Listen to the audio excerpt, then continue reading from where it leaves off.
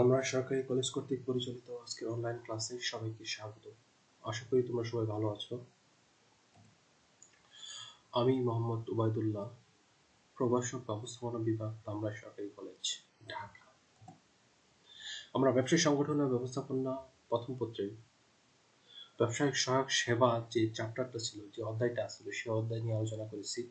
ইতিপূর্বে আমরা আরো 3-4টি ক্লাস এই অধ্যায়ের উপর নিয়ে ফেলেছি।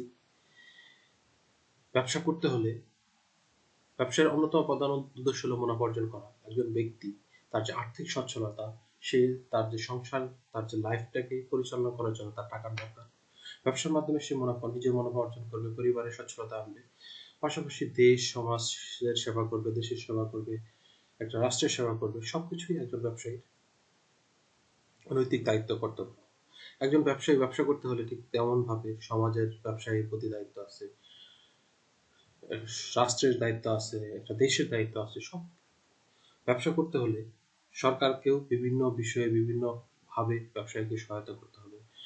সরকারকে কি করতে হবে, যে সমস্ত বিষয়গুলো একটা ব্যবসা করতে হলে, যে সমস্ত আইন কানুন বিধি নিয়ম, সবগুলো ব্যবসার সহায়ক হইতে হবে। যদি সব ব্যবসায় সহায়ক হয়, তাহলে ওই পরিবেশে একজন ব্যবসায়ী খুব সহজে ব্যবসা করতে পারবে। বেসরকারি বিভিন্ন রকম সংস্থা আছে, এই সংস্থাগুলো যদি ব্যবসায়ীদেরকে বিভিন্ন রকম সুযোগ সুবিধা, ঋণ প্রদান বা আদার্স যে সহায়তাগুলো লাগে, সেই সহায়তাগুলো প্রদান করে, সেক্ষেত্রে ব্যবসাটা করা খুব সহজ হয়ে দাঁড়ায়। আর আন্তর্জাতিক বিভিন্ন সংস্থাগুলো ব্যবসাকে পরিবেশ বান্ধব করার জন্য বিভিন্ন সহায়তা করে থাকে। মোট কথা, একটা ব্যবসার সাফল্য অর্জন করতে হলে ব্যবসায় সহায়ক যে সমস্ত সেবাগুলো লাগে, সহায়ক যে সমস্ত প্রতিষ্ঠানগুলো আছে, সেই সমস্ত প্রতিষ্ঠানগুলো সার্বিকভাবে এগিয়ে আসতে হবে। এগিয়ে এসে ব্যবসায়ীদেরকে সাহায্য করলে সে ব্যবসায় থেকে মুনাফা অর্জন করা সম্ভব হবে। ব্যবসায় সহায়ক বিভিন্ন রকম ব্যবসায় সহায়ক সেবা সম্পর্কে আলোচনা করতেছিলাম। আজকে আমরা আলোচনা করব বেসরকারি সংস্থা থেকে প্রাপ্ত সহায়তা। বেসরকারি বিভিন্ন রকম সংস্থা বিভিন্ন রকম সহায়তা প্রদান করে থাকে। বেসরকারি সংস্থা বলতে আমরা নর্মালি এনজিও বুঝি, নন গভর্নমেন্ট অর্গানাইজেশন। বাংলাদেশের অর্থনৈতিক উন্নয়নে গুরুত্বপূর্ণ ভূমিকা পালন করে চলেছে। 2015 সালে জানুয়ারি মাস পর্যন্ত বাংলাদেশের মোট তালিকাভুক্ত এনজিও সংখ্যা ছিল 2333টি। এই সকল সংস্থা প্রধানত গ্রামের হতদরিদ্র মানুষের দৈনন্দিন বা অর্থনৈতিক উন্নয়নে কাজ করে যাচ্ছে। গ্রামের ভিত্তিহীন স্বল্পবিদ্যুতের উদ্যোক্তা করে গড়ে তোলার কাজ করে যাচ্ছে। বিনা জামানতে তাদেরকে কি করছে, স্বল্প সুদে ঋণ দিচ্ছে। যে সমস্ত বেসরকারি সংস্থাগুলো নর্মালি সহায়তা করে আসে, তার ভিতরে অন্যতম হল গ্রামীণ ব্যাংক, ব্র্যাক, মাইডাস,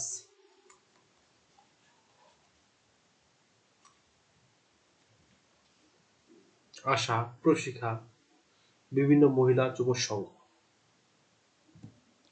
শিল্প ও বণিক সমিতি থেকে প্রাপ্ত সহায়তা। শিল্প ও বণিক সমিতি ব্যবসায়ীদের স্বার্থ রক্ষার জন্য শিল্প মালিকগণ, ব্যবসায়ীগণ যে সমিতি বা সংস্থা গঠন করে থাকে, শিল্প ও বণিক সমিতি বলে। কি বলে? শিল্প মালিক এবং ব্যবসায়ীরা ব্যবসায়ের স্বার্থ রক্ষার জন্য শিল্প মালিক এবং ব্যবসায়ীগণ যে সমিতি করে বা যে সংস্থা গড়ে তোলে, পরিচালনা করে, তাকে বলা হয় শিল্প ও বণিক সমিতি। এটি মূলত অমুনাফাভোগী ও ঐচ্ছিক সংগঠন। এই ধরনের সংগঠনের কাজ হলো ব্যবসায়ীদের স্বার্থ রক্ষা করা, ব্যবসায়ীদের স্বার্থে কাজ করা, ব্যবসায়ের অধিকার প্রতিষ্ঠা করা, ব্যবসায়ীদের অধিকার, ব্যবসায়ীদের পাওনা, ব্যবসায়ীদের স্বার্থ নিয়ে কাজ করা। দেশের শিল্প ও বাণিজ্যের উন্নয়নে শিল্প ও বণিক সমিতি বিভিন্ন ধরনের সহায়তা করে থাকে। যেমন ব্যবসায় ও শিল্প সম্পর্কিত বিভিন্ন রকম তথ্য সংগ্রহ সরবরাহ। ব্যবসা এবং শিল্প সংক্রান্ত বিভিন্ন রকমের তথ্য তারা কি করে সংগ্রহ করে, এবং তথ্যগুলো সংগ্রহ করে ব্যবসায়ীদের প্রয়োজনে বিভিন্ন জায়গায় তারা সরবরাহ করে। দেশ বিদেশি শিল্প ও ব্যবসায়ীদের পক্ষ থেকে মুখপাত্রের দায়িত্ব পালন করে। দেশে এবং বিদেশে শিল্প ও ব্যবসায়ীদের পক্ষ থেকে মুখপাত্রের দায়িত্ব পালন করে তারা শিল্প ও বণিক সমিতিরা এই মুখ্য ভূমিকা পালন করে। দেশ বিদেশে বিভিন্ন দ্রব্যের বাজার অনুসন্ধান। শিল্প ও বণিক সমিতি দেশ ও বিদেশের বিভিন্ন রকম বাজার অনুসন্ধান করে।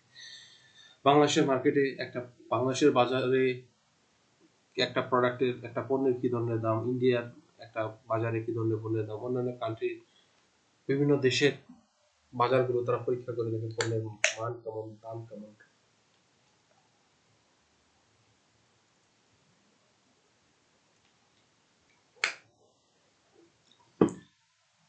একটা পণ্য ইন্ডিয়া থেকে আমদানি করলে যে টাকায় বিক্রি করা যায়, ইউএসএ থেকে যদি আমদানি করলে তার চেয়ে বেশি করতে পারে।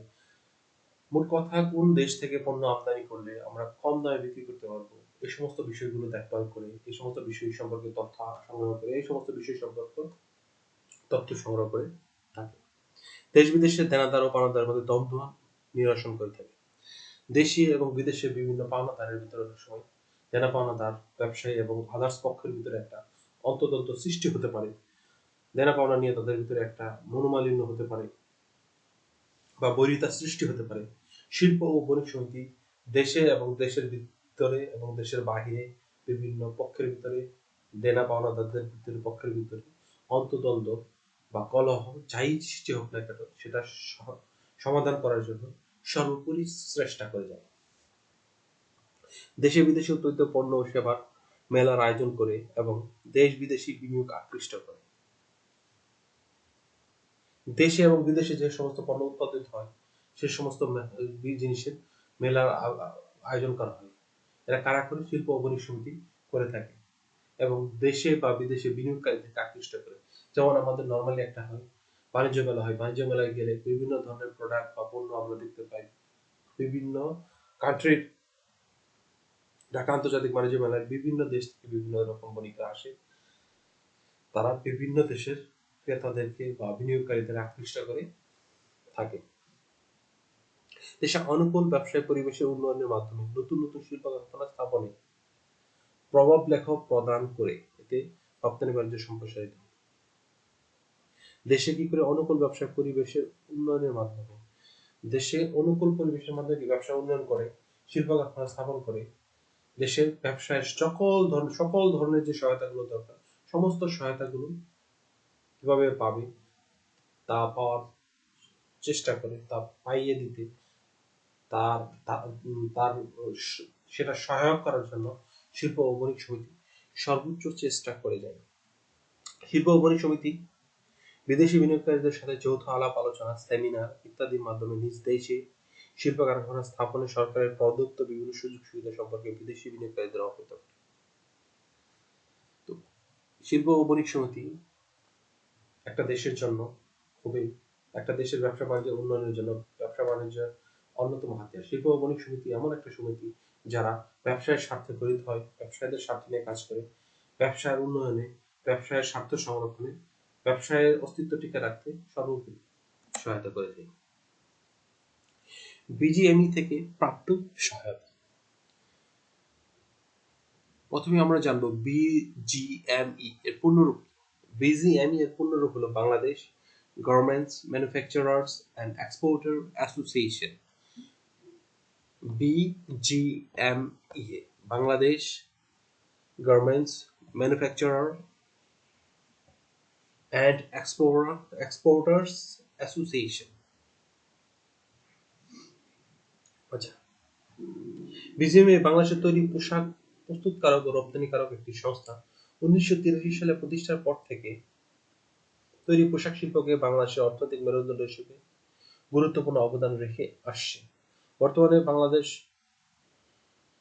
2013-14 বর্ষে এই সংস্থাটির সদস্য ফ্যাক্টরির সংখ্যা 4,222টি। বিজিএম এর আন্ডারে বর্তমানে গার্মেন্টস ফ্যাক্টরি রয়েছে 4,222টি। এই প্রতিষ্ঠানের মূল লক্ষ্য হল তৈরি পোশাক খাতের টেকসই উন্নয়ন এবং শিল্পে নিয়োজিত কর্মীদের অধিকার নিশ্চিত করা। বিজিএমই বিভিন্ন ধরনের সুযোগ সুবিধা এবং সহায়তা প্রদান করে।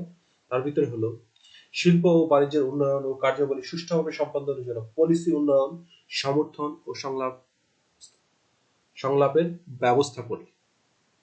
সংশ্লিষ্ট পক্ষগুলোর মধ্যে যোগাযোগ রক্ষা, বিদেশি ক্রেতা, বণিক সমিতি, ফ্যাক্টরি মালিক প্রভৃতির পক্ষের মধ্যে চুক্তি সম্পাদন করতে সহায়তা করে। দেশ এবং বিদেশে পোশাক মেলার আয়োজন করা, মেলায় অংশগ্রহণের জন্য সদস্যদের সহযোগিতা করে থাকে। ঐক্যবদ্ধ শিল্প সম্পর্ক তথা প্রতিষ্ঠানের শ্রম ব্যবস্থাপনা সম্পর্ক উন্নয়নে সহায়তা করে।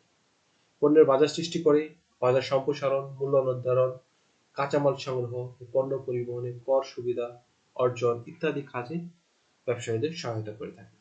পোশাক রপ্তানিকারক সদস্যদের মধ্যে ক্রেতাদের উদ্বুদ্ধ বিভিন্ন বিরোধ কল্যাণমূলক কাজ বা তাদের ভিতরে সৃষ্ট যে সমস্যা আছে সেটা মীমাংসা করতে সহায়তা করে। মৌলিক নীতিমালা ও পলিসির সাথে খাপ খাওয়ানো ও তা বাস্তবায়নের জন্য সেমিনারের আয়োজন করে। শিল্প প্রতিষ্ঠান থেকে অপসারণকৃত 14 বছরের নিচে শিশু শ্রমিকদের শিক্ষা ও স্বাস্থ্য সেবার লক্ষ্যে ঢাকা, নারায়ণগঞ্জ, চট্টগ্রাম বিভিন্ন অঞ্চলে স্কুল ও স্বাস্থ্যকেন্দ্র স্থাপন ও পরিচালনা করে আসছে। কাপড়, সুতা, লাইলন বা উলের যথাযথ ব্যবহার নিশ্চিত করার লক্ষ্যে প্রয়োজনীয় সুপারিশের ব্যবস্থা করে। গার্মেন্ট শিল্প কারখানা কর্তৃক আমদানিকৃত পড়ে থাকা মজুদ কাপড় স্থানীয় বাজারে বিক্রয়ের ব্যবস্থা করি বা বিক্রয়ের বিভিন্ন বিষয়ে সহায়তা করি। পোশাক তৈরির কারখানায় সম্ভাব্য অগ্নিকাণ্ড নিবারণের জন্য বিভিন্ন নিরাপত্তা কর্মসূচি গ্রহণ করে। সদস্যভুক্ত শিল্প কারখানা অগ্নিকাণ্ডে বা অন্য কোনোভাবে আহতদের প্রয়োজনীয় আর্থিক সাহায্য প্রদান করে। সদস্যভুক্ত শিল্প কারখানাগুলো শ্রমিকদেরকে বিভিন্ন বিষয়ে সচেতন করে পরামর্শ প্রদান করে। সদস্যদেরকে বিজিএম এর নিজস্ব আইনজ্ঞের মাধ্যমে বিভিন্ন আইনি পরামর্শ প্রদান করা। শ্রমিকদের সুষ্ঠু কর্মপরিবেশ নিশ্চিত করতে সদস্য ফ্যাক্টরিগুলোকে নির্দেশ প্রদান করা। ন্যায্য মজুরি কাঠামো প্রণয়ন করে। শিক্ষার্থীদের জন্য ফ্যাশন ডিজাইন, গ্রাফিক্স ও পোশাক তৈরির উপর বিভিন্ন ধরনের কোর্সের ব্যবস্থা করে।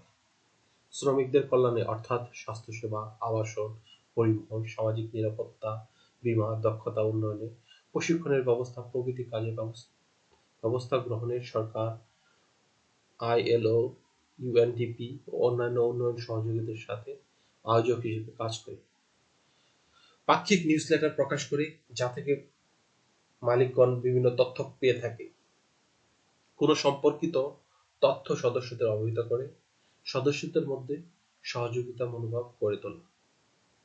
শ্রমিকদের বেতন বৃদ্ধি সহ সব ধরনের কল্যাণ নিশ্চিত করতে সাহায্য করে।